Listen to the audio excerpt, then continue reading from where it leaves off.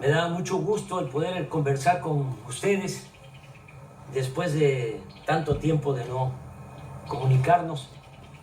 La verdad me da mucho gusto, mucha felicidad el poder platicar con ustedes. Como saben, entregué la banda presidencial a nuestra compañera, amiga, extraordinaria presidenta Claudia Sheinbaum el 1 de octubre del año pasado, hace un año y ya cerca de 2 meses. Y desde ese día, desde el 1 de octubre, me vine aquí, a la Quinta La Chingada, Palenque, Chiapas, esta casa que me heredaron mis padres. La hizo Manuelita, mi madre. Ella la dirigió. No es un rancho, no es un latifundio, es una hectárea y un poco más. 13,000 metros cuadrados. Y decidí venirme e iniciar una vida nueva porque me retiré de la política activa, de la práctica política. No es una simulación. Estoy jubilado. Entonces, imagínense ustedes después de cerca de 50 años de lucha ininterrumpida, lo difícil que pudo ser el decir, se acabó, cortar de tajo toda mi actividad pública, política, casi 50 años, porque empecé en 1975, 76 trabajando con los indígenas chontales en Nacajuca. Luego en 1977 fui director del Instituto Nacional Indigenista en Tabasco. Ahí aprendí a trabajar para la gente humilde, para la gente pobre. Tan es así que en mi expediente en Gobernación, en 1979, hay un reporte del temible policía Nazar Haro acusándome que era yo comunista, porque estaba defendiendo, apoyando, trabajando por los pobres. Así comencé y así terminé, porque concluí mi mandato como presidente y logré, junto con millones de mexicanos, ustedes y muchos, algunos ya se nos adelantaron, pero logramos el inicio de una transformación. Llevamos a la práctica el ideal de que por el bien de todos, primero los pobres. ¿Cómo no voy a estar contento? ¿Cómo no voy a estar feliz?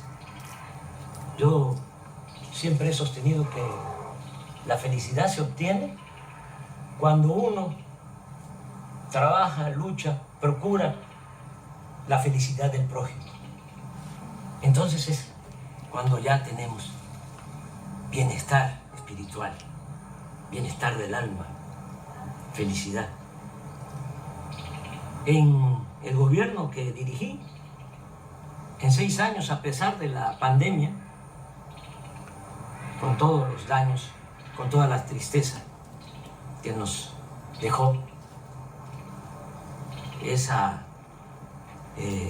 pandemia de COVID, 2 años muy difíciles, por el dolor y también porque se nos cayó la economía.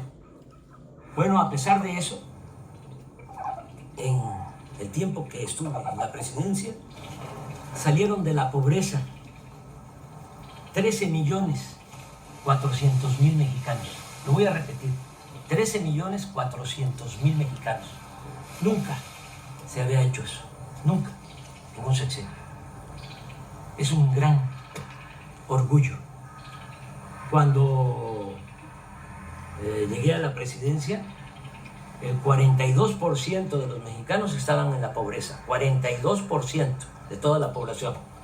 Cuando dejé la presidencia, ya había bajado, la pobreza se había reducido al 29%. Y hay otros datos.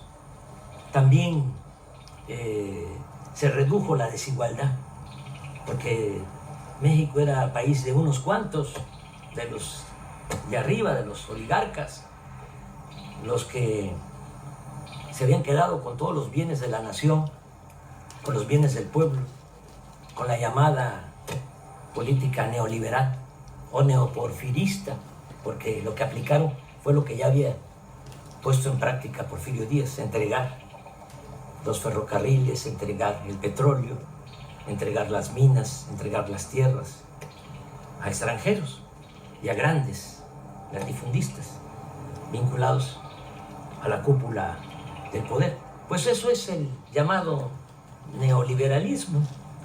Entonces, se dedicaron básicamente a saquear y se produjo pues una monstruosa desigualdad. En la época de Salinas, cuando hay más multimillonarios en México, ocupamos el 4º lugar en multimillonarios en el mundo, en el sexenio de Salinas. 4º lugar. Primero Estados Unidos, luego Alemania, luego Japón y luego México. Pero millones de pobres. Una injusta, monstruosa, reprobable desigualdad. Bueno, todavía con Calderón, para que tengan una idea, el sector de arriba, de los más ricos, dicen los técnicos, el decil de los que tienen más ingresos. Un rico tenía en la época de Calderón 35 veces más que un pobre del decil, del sector de abajo. 35 veces más. Cuando dejé el gobierno, ya se había reducido la desigualdad a 16%. El rico tenía solo 16% más que el pobre en nuestro país. Y hay otros datos. En el tiempo que fui presidente, los ricos que no les fue mal obtuvieron ingresos a pesar de la pandemia, obtuvieron ingresos del 4%, es decir, incrementaron sus ingresos en 4%, los ricos. Las clases medias en 20%, pero los pobres 35% incrementaron sus ingresos. Le estoy hablando de cifras de datos oficiales que ustedes pueden constatar. Son datos, son cifras del INEGI y del Banco Mundial. Bueno, por eso estoy pues, muy feliz. Imagínense cerrar un ciclo así, logrando ese ideal que se convirtió en realidad. Por eso decidí ya retirarme, no sentirme insustituible, porque ese es el otro problema, actuar como cacique, caudillo, jefe máximo, poder tras el trono. No.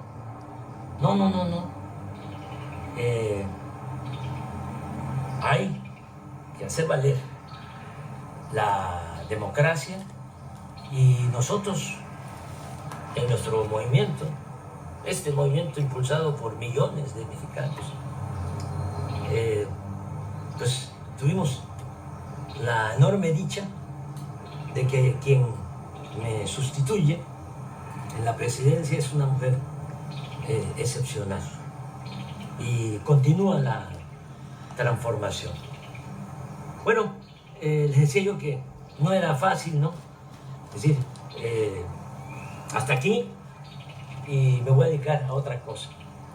Pensé a qué dedicarme y decidí dedicarme a hacer teoría, a escribir. Siempre he sostenido que la política es pensamiento y es acción. Yo sí, desde luego, que pensaba y tengo ideales, tengo principios, que eso es lo que me mueve, pero fundamentalmente fui un hombre de acción en mi quehacer público, político. Y ahora estoy escribiendo, estoy haciendo teoría. Es teoría y práctica la política. Pues ahora no estoy en la praxis, no estoy en la práctica, estoy en la teoría. ¿Haciendo qué? Bueno, pues fundamentando lo que hicimos. ¿Cómo le llamamos a lo que se está aplicando en México? Ya sabemos que existe el neoliberalismo, decían que no había de otra, claro que sí hay de otra. El neoliberalismo es el robo descarado, es el gobierno de una minoría, es el gobierno al servicio de un comité de potentados. Eso era el gobierno antes del inicio de la cuarta transformación en nuestro país. El pueblo no les importaba. Pero, ¿qué fue lo que nosotros hicimos y cómo lo vamos a conocer? ¿Cómo se va a llamar? ¿Cómo se bautiza? Entonces yo he propuesto que sea humanismo mexicano. Y el humanismo mexicano tiene dos pilares. Uno es el cultural, la grandeza cultural de México. Como decía el maestro Bonfil Batalla, el México profundo, las civilizaciones olvidadas, negadas.